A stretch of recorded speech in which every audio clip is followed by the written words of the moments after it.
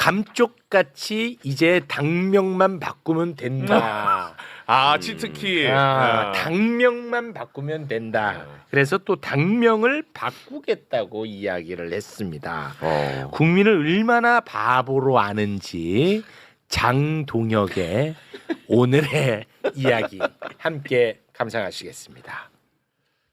2024년 12월 3일 선포된 비상계엄은 상황에 맞지 않는 잘못된 수단이었습니다. 그 책임을 무겁게 통감하고 이 점 국민 여러분께 깊이 사과드립니다. 오직 국민의 눈높이에서 새롭게 시작하겠습니다. 계엄과 탄핵의 강을 건너 미래로 나아가겠습니다. 당의 가치와 방향을 재정립하고 전 당원의 뜻을 물어 당명 개정을 추진하겠습니다. 개혁신당 사람이야? 저 넥타이가 왜 저래? 제가 할 거는 다 했습니다. 이제 여러분께서 마구 주물러 주세요.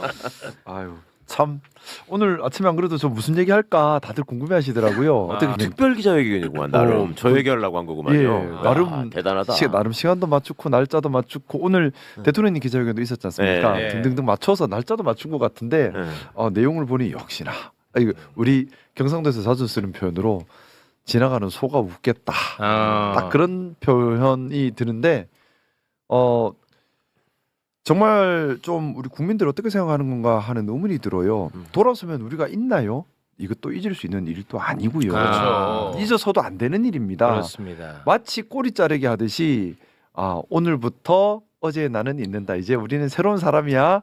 그런 게 어디 있어요? 한 말과 행동에 책임을 져야죠. 네. 한 말과 행동에 책임을 져야 되는 것이 우리 국민들 다 기억하고 있습니다. 우선은 진정성도 전혀 없고요. 오늘 저 담화 읽고 나서 좀 친분이 있는 국민의힘 의원들과도 여러 통화를 해봤는데 네. 다 관심이 없으세요.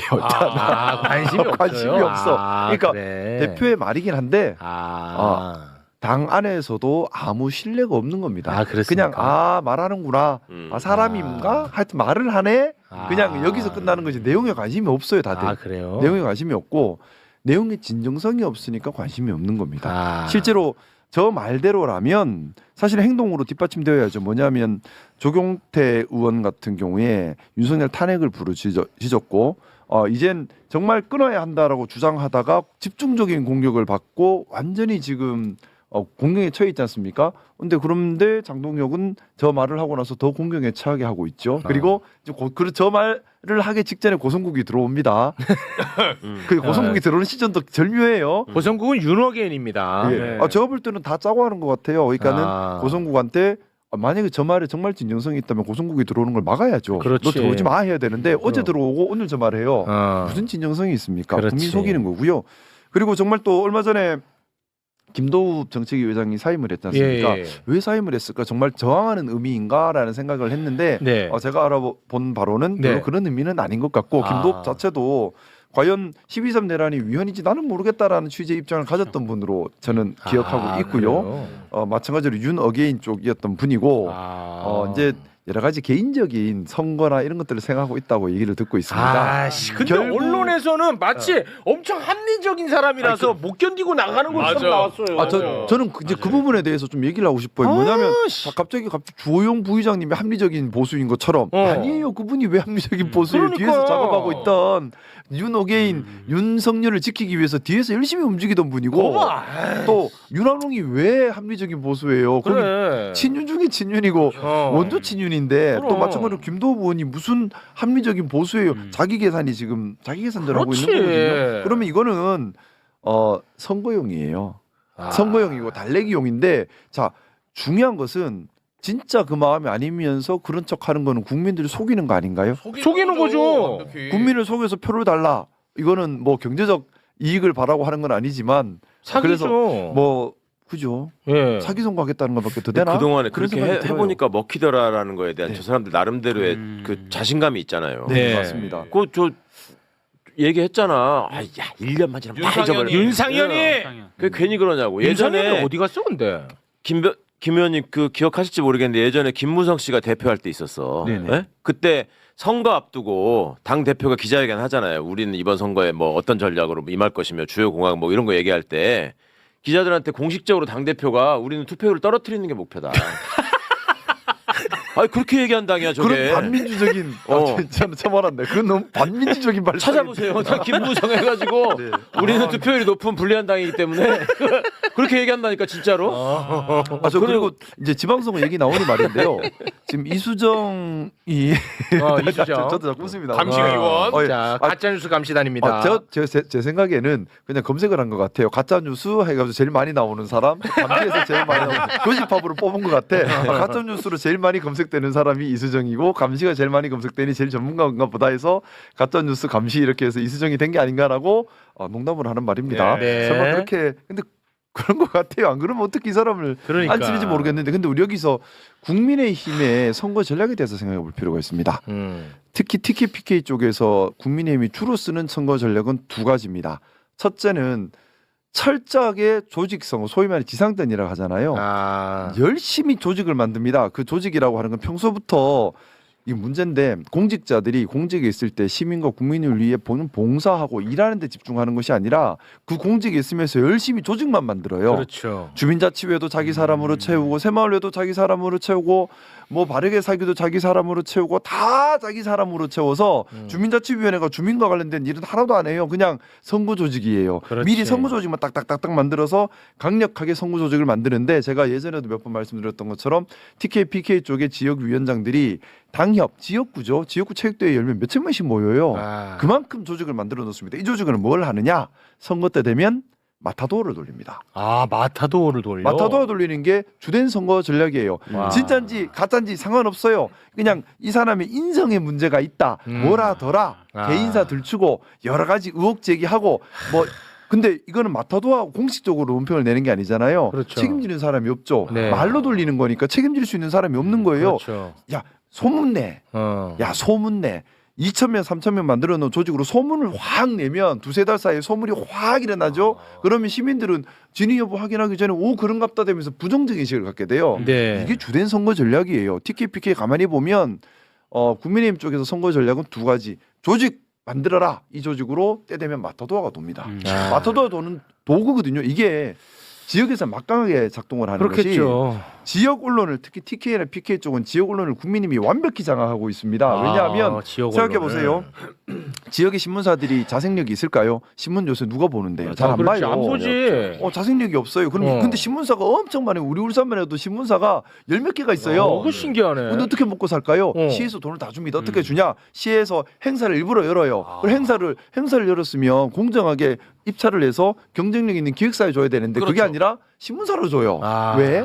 그죠? 신문사가 행사하나요? 그러면 예를 들어 2억 예산을 받았다. 신문사가 1억 먹죠. 그리고 남은 1억으로 기획사 하도급 줍니다. 그러면 신문사는 가만둬서 1억 벌죠. 이런 식으로 신문사들을 언론들을 장악을 하고 있어요. 그럼 언론 장악했죠. 조직 만들어놨죠. 이걸로 마타도어 돌리면 누가 방어합니까? 그냥 지역에서는 그런갑다. 야, 저 사람 못 쓰는 인간이네. 자 그러면 선거가 정책 선거 하나도 못 하고요. 미래에 대한 이야기 하나도 못 하고요. 우리 삶에 대한 이야기 하나도 못 해요. 너무 중요한 그냥 얘기다. 너무 저 중요해. 사람 못 쓰는 쓰레기인갑다 하고 그냥 시민들이 착각하고 실수하게 되는 겁니다. 뭐 당연하죠. 그러면 선거가 정책 선거를 하는 것이 아니라 알맹이가 하나도 없이 서로 욕하는 선거, 지저분한 선거. 그럼 시민들 아까 최광호 선배님 말씀하셨던 것처럼 이런 선거 되면 투표장 가기 싫거든요. 투표를 떨어뜨리는 효과도 가져오는 거죠. 자 그러다 보니 가짜뉴스 공표단에 누가 위원장으로 오는 게 좋을까요? 이수정이 필요하죠. 전문가예요. 야, 요렇게까지는 뿌려도 안 죽어. 요렇게는 뿌리니까 내가 해보니까 죽더라, 기소도 당하더라. 그게 추정입니다만. 네네. 어떻게 보면 정말 이번 지방선거 앞두고 우리 시민들께서 마타도어에 속지 마시길. 네. 또 조직 선거에 속지 마시길 부탁드리고 지역 언론사가 싶습니다. 왜 그렇게 많은지, 맞아요. 이게 어떻게 운영이 되는지 요새는 또 유튜브 시대라 더 안 볼 것 같은데 궁금했는데 이렇게 연결이 되군요. 사실상 기자들 월급도 안 준다는 거거든요. 알아서 어디 가서 다 뜯어가지고 먹고 살아야 근데 된다. 그게 나쁜 거예요. 알아서 준다는 게 뭐냐면 딱 그거예요. 나한테 협조 안 되면 야 너한테 나쁜 기사 쓸 거야. 그렇지. 어떡할 거야. 그렇죠. 이거거든요. 그렇죠. 그럼 이게 깡패지. 이래 되면. 그러니까 서울 수도권에 있는 곳에서는 이제 정부 광고 협찬도 있지만 기업 광고가 있잖아요. 네. 근데 지역으로 내려가면은 기업 광고가 상대적으로 거의 없다고 봐야 되는 거죠. 그러면 시청, 구청 이런 관공서가 사실상 거기서 살리는 거죠. 그러니까 신문사 겸 약간 행사 완벽한 관용을 논입니다. 행사 대행사 느낌도 하고. 제가 그래서 요즘 그 얘기를 많이 합니다. 민주주의라고 하는 것 선거에서 단순히 선거로 사람 뽑는다고 민주주의가 아니다. 진짜 민주주의는 우리 마을, 우리 도시에서 우리 시민들이 직접 참여하고 시민들이 직접 감시 감독할 수 있고 시민들을 위한 행정을 만들어야 진짜 민주주의이다. 근데 과연 대한민국 진짜 민주주의 하고 있는가? 대구, 울산, 부산 뭐 다른 지역도 마찬가지입니다. 진짜 시민들이 참여할 수 있고 시민들에게 정보가 다 공개돼 있고 시민들이 감시 감독을 할 수 있는가? 그리고 지역의 언론이 감시 감독의 기능을 하고 있는가 아니면 그냥 권력자의 빌붙어서 뭐 하나 받아보려고 권력자 박수만 치고 있는지 되물어야 되고요. 그래서 저는 이번 2026년 지방선거의 핵심은 대한민국에서 진짜 민주주의를 하는 거다라는 생각입니다. 기득권 카르텔을 부숴야 합니다. 이렇게 기득권 카르텔이 돼 있는 거예요. 권력자와 지역 유지와 지역 언론이 삼위일체가 돼서 서로가 서로를 챙겨주고 시민들로 거둔 혈세를 가지고 자기들 기득권 나눠주기만 더 하면 시민들의 삶이 개선될 수가 없습니다. 이건 민주주의가 아니거든요. 그래서 노무현 대통령님께서 그 말씀하신 거예요. 기득권 타파, 원칙 준수. 이게 민주주의다. 네. 우리 시민들의 삶에 직결되어 있는 민주주의라고 하는 것은 원칙을 지켜가는 겁니다. 시장이랑 친하다고 사업을 하고 시장이랑 멀면 실력이 있어도 배제되고 그거는 원칙이 없는 거죠. 원칙을 지키고 기득권을 부수고 기득권은 원칙을 부수고 있거든요. 자, 기득권을 지키는 게 그게 반민주인 겁니다. 근데 의원님은 그렇게 똑똑하고 그렇게 잘하시고 노무현 대통령 좋아하시는데 왜 국민의힘에 가셨어요? 제가 4년 3일 이후에 이제 개봉이 된 것 같습니다. 죄송합니다. 네. 그게 궁금하더라고. 네. 일단 선거 전략 중에 요새 바뀐 거는 있더라고. 원래 네네. 선거 때 되면은 그 물팍 끓고 절하면서 또 우는 척하잖아. 네, 맞아요. 그거는 이제 안 먹히니까 못 하더라고요.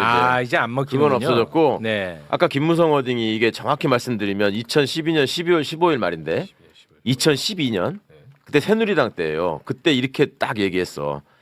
여야를 지지하는 고정 지지층이 이미 정해져 있다. 응? 선거 판세는 중간층이 결정한다. 근데 아직 부동층이 이쪽도 저쪽도 뭔 소리 하는지 알아듣지 못하겠다고 만들어서 투표 자체를 포기하려고 하도록 만드는 게 새누리당의 선거 전략이다.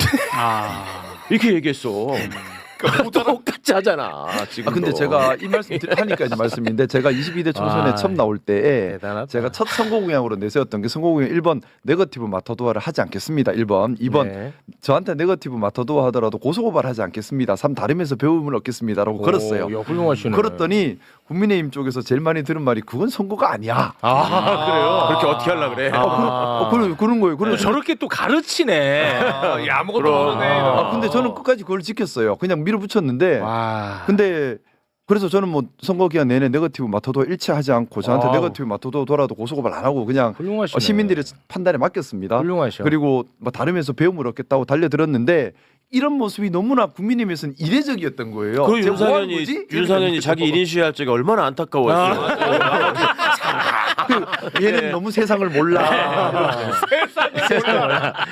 근데 세상은 이렇게 돼야 되는 거지 않나요? 모르는 게 그럼요. 아니라 그렇게 돼야 되는 겁니다. 그렇습니다. 근데 이제 마무리를 좀 지어야 되는데 왜냐면 또 굉장히 또 무게감 있는 분이 나와주셨기 때문에 장동혁이가 아무런 생명력 없긴 합니다만 네.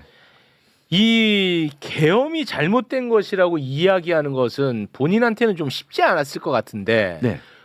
뭐 생명력은 없어요. 네. 진정성도 없고 이거라도 한 거는 왜 그렇다고 봐요? 저는 쉽게 한 것 같아요. 왜냐하면 네. 그 전날 고성국 입당을 허용을 하고 적극적으로 모셔갔잖아요. 네. 그 자체가 나 마지못해 하는 말이지 나의 진정성은 윤 어게인에 있고 여전히 여기에 있어라는 걸 신호를 보여준 겁니다. 미리 사전 작업 다 하고 네. 마지못해 그냥 이제 티켓 피켓 소호들이 이제 들고 일어나니까 달래는 형국에서 적당인선에 산다라는 신호를 준 거라서 뭐 본인은 본인대로 사전 작업을 다 했다고 생각할 거예요. 그래서 큰 부담은 없었을 것 같고 또 말에 진정성도 없었고. 뭐 영남의 그 투호 세력들은 네. 지금 이제 윤석열과 일단은 좀 절연하고 선거를 치렀으면 좋겠다는 생각을 갖고 있어요. 뭐 아예 관심이 없습니다. 윤석열과 절연이든 절연 안 하든 이거는 관심이 그건 없고 중요한 요소가 전혀 아니라고 중요한 보는구나. 요소도 아니에요. TK, PK 투어들에게 중요한 건 말씀드렸던 건 두 가지입니다. 첫째는 철저한 조직력 강화. 두 그거밖에 번째는 없어요. 상대 후보가 누가 나오도 어떻게 마타도를 돌릴까. 두 가지만 관심이 아, 있습니다. 그래요? 그걸 통해서 이번 지방선거에 나의 조직들이 구의원, 군의원, 시의원 또 구청장 다 당선돼 가지고 나의 조직이 단단해지면 다음 총선은 그냥 가는 건데 요것만 관심 있지. 뭐 윤어게인 나란 일에 관심이 없어요. 관심이 본지 없구나. 별로 관심이 없어요. 부산에서는 벌써부터 김상욱 의원 중국 사람이라고 돼 있는 거 아니에요? 오래됐습니다. 진짜 그랬을 것 같아요. 저 12월 3일 이후에 이미 1년 내도록 뭐 아니 한동훈이도 중국 사람이라는데 요새 다 들고 있었어요. 한동훈도 중국이에요? 한동훈이도 중국 간첩이라고 맨날 그 앞에서 이거 네. 들고서 시위하고 그러는데. 근데 지금 국민의힘은 중진들이 좀 분화가 일어났어요. 왜 분화가 일어났냐면 네. PK, TK에서만큼은 우리가 윤 어게인 좀 하더라도 당선될 줄 알았어요. 아. 근데 최근에 신년의 여론조사를 보면 네. 지금 전재수 의원이 사실 송사가 있음에도 불구하고 격차가 현재 시장하고 앞서고 있고 그렇죠. 그다음에 대구에서도 나 출마한다는 말도 안 한 김부겸 전 총리가 1등이 또 1등을 하고 있으니까 당이 이렇게 가면은 PK, TK도 우리가 안 되겠는데? 라고 생각을 했는데 지금 이렇게 되면 안 되겠구나 해서 지금 장동혁한테 야 우리 이렇게 하면 안 돼 라고 지금 얘기를 하고 있는 거고 장동혁은 일단 한동훈은 쳐내기 전까지는 좀 기다려봐. 이런 식으로 지금 버티기를 하고 있는 건데 이제 한동훈은 쳐내고 나면 이제는 좀 달라질 수도 있는데 그럼에도 불구하고 이제 당원 70%를 할지 안 할지 이게 지금 중요한 분수령이고 국민의힘 중진들의 관심사예요. 근데 그러고 보니까 좀 영남 쪽의 국민의힘 지지자들 사이에 분화와 분열이 일어나고 있는 부분이 있습니다. 예를 들어 부산일보에서 얼마 전에 경남 울산 시장 관련해서 여론조사에서 발표한 것이 있는데 거기 보면은 이제 국민의힘 순서로 보면은 1등이 현 김두겸 시장 당권파거든요. 당권파가 22%. 근데 서범수 의원이 14% 지지를 받습니다. 사실은 울산의 기존 정서로 봤을 때는 서범수 의원은 14% 받을 수가 없거든요. 근데 서범수 의원은 누구냐? 친한계의 대표적인 분이죠. 그렇죠. 친한계의 대표적인 분으로 당권파와 충돌했던 사람입니다. 그러면 달리 말하면 국민의힘 지지자들 중에 울산을 기준으로 했을 때 당권파 22%, 그 다음에 친한계 14%로 분열이 되고 있는 양상은 지금 나타나고 있고요. 네. 이것이 국민의힘 입장에서는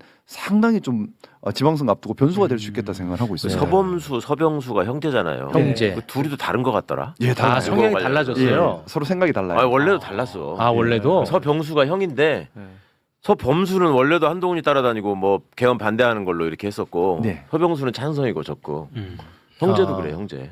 둘이가 달라요. 네, 친형제인데.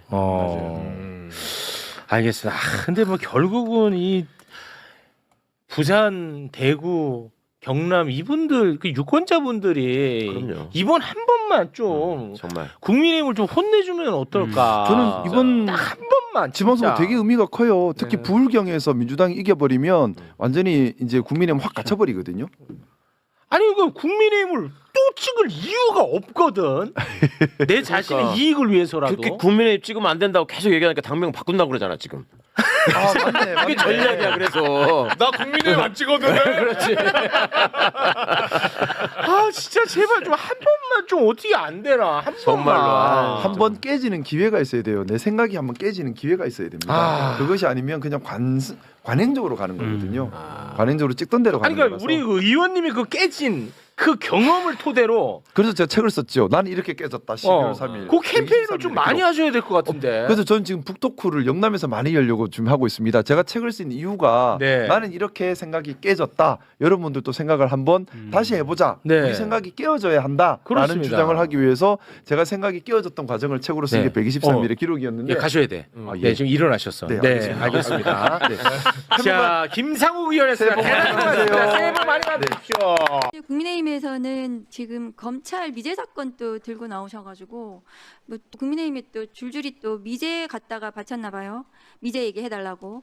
윤석열 정부 3년 동안 야당 대표 수사하면서 온갖 인력과 특활비 투입됐잖아요. 그 몇 개 검찰청에서 몇 명의 검사가 수사했습니까? 그때 미제 얘기는 왜 안 하셨어요? 이해를 제가 못하겠고요. 장관님, 그 통일교 신천지 법무장관님. 네네. 그 합수본 남부지검 서울 남부지검에 지금 남부지검장이 본부장 됐는데요. 예, 일단 뭐 대검에서 그렇게 발표. 왜 남부에서 했습니까? 저희들이 판단하지는 않았습니다. 같이 대검에서 항의 안 하셨어요? 예, 건의된 대로 저희들이 했습니다. 중앙지검은 뭐 합니까? 왜 남부지검에서 이걸 하게 됐습니까? 그 정확한 사실은 좀 모르시나요? 모르겠습니다. 네. 법무부에서 안 챙기십니까? 국민의힘에서 통일교 관련해 가지고 특검을 하자는 건지 말자는 건지 제가 정확하게 모르겠는데 일단 통일교 특검은 하자는 말씀이신 것 같고 신천지는 뭐 하자는 건지 모르는데 왜 넣었냐 이런 말씀이신 것 같은데 화면 좀 올려주세요. 통일교 신천지 특검은 해야 됩니다. 통일교 관련해 가지고는 지금 국민의힘이 지금 훨씬 더 많이 연루가 되어 있습니다. 그래서 지금 특검을 해야 되는 이유가 뭐냐면 남부지검장이 이거 합수본 이거 하게 되면은 저 국민의힘 지금 현직 7명, 전직 8명 대선 자금, 총선 자금, 대선 자금 막 1억 막 이렇게 나오고 있는데 그리고 뭐 불법 당원 가입 이게 12만 명인가요? 이런 거 나오고 있는데 저것도 수사하면은 남부지검장 뭐 어쩌고 하면서 또 국민의힘에서 또 수사에 그 시비를 걸 거거든요.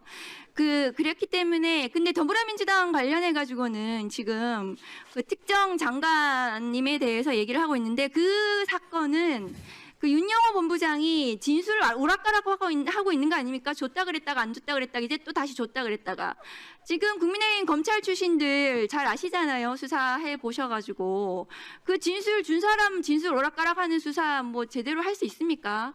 그래서 지금 말씀을 드리는 거고요. 신천지 뭐 수사해야 되는지 말씀드릴게요. 화면 올려주세요. 신천지 관련해서는 지금 저분 국민의힘 소속 아니세요? 홍준표. 신천지 당원 가입 의혹 증언까지 하셨습니다. 여러 가지 물증까지 확인이 됐어요. 윤석열과 경선에서 경쟁했던 지난 2022년 8월 이만희 직접 만나서 신도 10만 명을 국민의힘 책임 당원으로 가입시켜줬다. 진술까지 나왔습니다. 심지어 대선 후보 경선 때뿐만 아니라 이전에도 있어 왔다. 그래서 지금 국민의힘 대선 후보 바뀌었다는 거 아닙니까? 신천지 내부 간부 또한 이 의혹이 사실이었다고 증언을 했고요. 그런데 이 신천지에 어떤 그 신도들이 당원에 가입했는가 이것이 최근에 언론 보도로도 나왔거든요. 이 엑셀 파일을 만들어서 관리를 했다고 하는데요. 화면 좀 올려주세요. 저희 의원실이 엑셀 파일을 확보를 했습니다. 지난 2023년 5월 온라인 커뮤니티 레딧에 신천지 오늘자 폭로라면서 익명의 제보자가 총선 마띠아 당원 가입 명단이라는 엑셀 파일을 올렸습니다. 이 파일에는 대전 서구 을에 주소지를 둔 신규 당원 가입, 신도 600여 명의 이름과 전화번호, 주소지 등이 담겨 있습니다. 이 자료를 실제 국민의힘 당원 가입 명단이랑 비교해보면 바로 나오는 거예요. 이 사이비 종교 집단이 어떻게 국민의힘을 침투해서 정치 농단을 했는지, 그리고 국민의힘 그 대선 후보가 어떻게 바뀌었는지 국민의힘 궁금하지 않으세요? 홍준표 전 시장이 지금 폭로하고 있는 거 아닙니까? 억울하다고. 신천지 수사는 당연히 해야 됩니다. 통일교 신천지 특검에 대해서는 당연히 저는 찬성하고요. 국민의힘도 찬성하셔야 된다고 생각해요. 왜냐하면은 통일교 특검 하자고 먼저 하셨잖아요. 근데 먼저 하셔놓고는 이제는 신천지 들어가서 못하겠다 이렇게 말씀을 하시는 건지 제가 어떤 입장이신 건지 잘 모르겠습니다. 입장을 정확하게 좀 해주셨으면 좋겠고요. 그 2차 종합특검 관련해서 2차 종합특검을 해야 될 이유는 뭐 수만 가지 이유가 있는데 그 지금 김건희 국정농단 특검에서 16개 그 수사 대상 범죄의 그 대상 수사에 대해서 3개만이 수사가 됐어요. 또 김건희 제대로 기소는 못했고요. 근데 지금 나머지에 대해서 수사를 해야 되는 거 아닙니까? 국민의 과반 이상이 2차 종합특검을 해야 된다고 찬성을 하고 있습니다. 그렇기 때문에 근데 또 김건희가 받은 그 많은 각종 비금속과 금품에 대해서 특검이 알선 수재로만 기소했습니다. 알선 수재는 징역 5년 이하밖에 되지 않습니다. 집행유예가 가능하기 때문에 뇌물로 당연히 수사를 해야 되고 그 뇌물 수사에 대해서 특검이 2차 종합특검에서 제대로 들여다보고 김건희 국정농단에 대해서는 끝까지 죄를 물어야 된다라고 생각합니다. 이상입니다. 네, 수고하셨습니다. 위원장님, 제가 한 가지만 좀 보충을 하겠습니다. 네네. 그 합동수사본부는 수사본부장은 남부지검장이 하지만 수사본부는 서울 고검에 이제 설치해 갖고 운영하는 걸로 되어 있습니다. 22대 국회에서 다 아시듯이 정말 사상 초유의 일들이 많이 발생했습니다.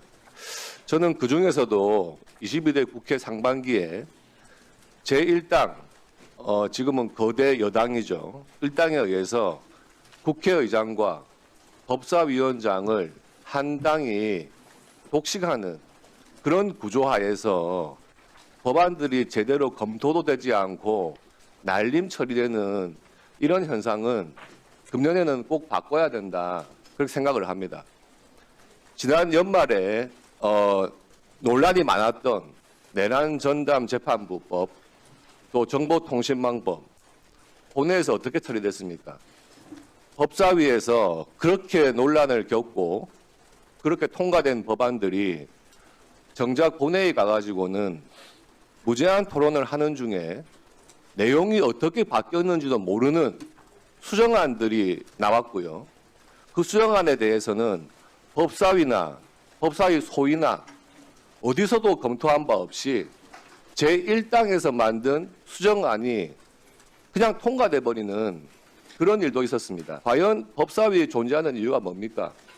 그런 법들에 대해서 충분히 토론하고 논의한 끝에 본회의에서 다시 토론을 거치는 그런 면밀한 검토 작업을 해야 하는 것이 법사위 역할 아니겠습니까? 그런데 본회의에서 수정안이 나와가지고 수정안 내용도 모르는 상태에서 그렇게 중요한 법들이 지금 통과돼가지고 시행되고 있는 상황입니다. 저는 금년에 22대 국회에서 하반기에는 반드시 법사위원장은 제2당에게 배분이 되어서 좀 견제와 균형의 원리가 작동하는 그런 국회가 돼야 한다고 보고요.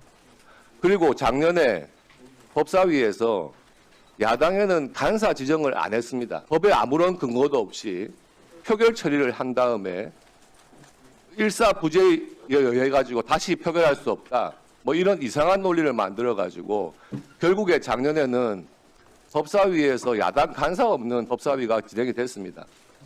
이제 금년 새로 들어와서 새로운 국회가 열렸으니까 야당에서 추천한 간사를 반드시 선임해 주실 것을 바라고 좀 정상적으로 법사위와 국회가 운영되었으면 하는 바람입니다. 위원장님, 좀 답변 좀 해주십시오. 네, 또 의사 진행 발언하실 위원님 계십니까?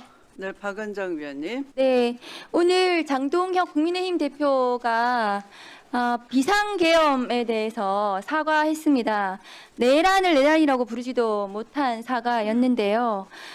지난 그 법사위 작년 처음에 꾸려진 법사위에서 장동혁 국민의힘 대표가 법사위원이셨고, 당시에 국민의힘 의원들이 윤석열 정부 출범 이후에 그 법사위 꾸려진 이후에 그 법사위 출석을 안 하셨어요.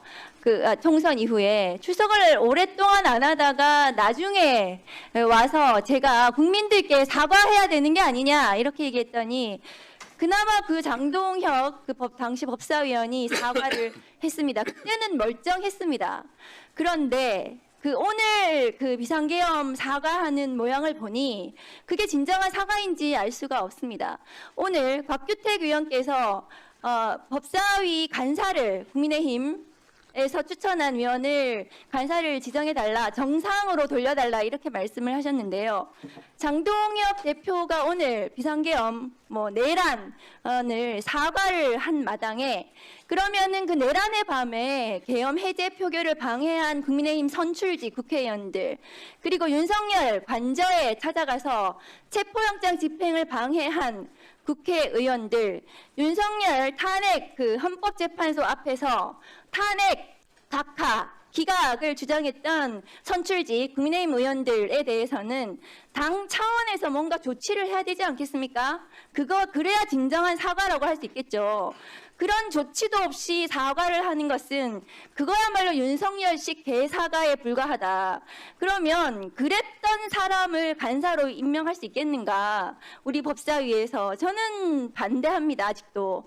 그렇다면 진정한 그 내란, 윤석열의 국민을 향해 총뿌리를 겨눴던 그 내란에 대해서 국민의힘 법사위원들이 모두 다 사과하시고 국민 앞에 머리 숙여 깊이 반성하시고 그런 모습을 보여주시고 장동혁 국민의힘 대표도 같이 거기에 무릎 꿇고 진심으로 사과를 한 다음에야 법사위에 간사를 지정을 하고 국민의힘과 제대로 된 대화와 소통이 가능할 것이다.